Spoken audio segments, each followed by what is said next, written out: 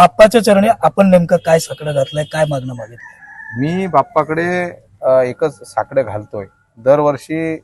हाच माझा प्रयत्न असतो. या तळ कोकणामध्ये कुठेतरी एक रोजगाराचा प्रश्न आहे, हा निकाली लागणं गरजेचं आहे. इथे रोजगार बारामती, पुणे किंवा मुंबई सारखे व्यवसाय या ठिकाणी येणं काळाची गरज आहे. लाखोंच्या संख्येने आमची मुलं गोवा, पुणे सगळीकडे दरवर्षी कामानिमित्त जातात आणि तिकडे स्थायिक होत आहेत. तळ कोकणातली मुलं ही बाहेर जाणं हे योग्य नाही.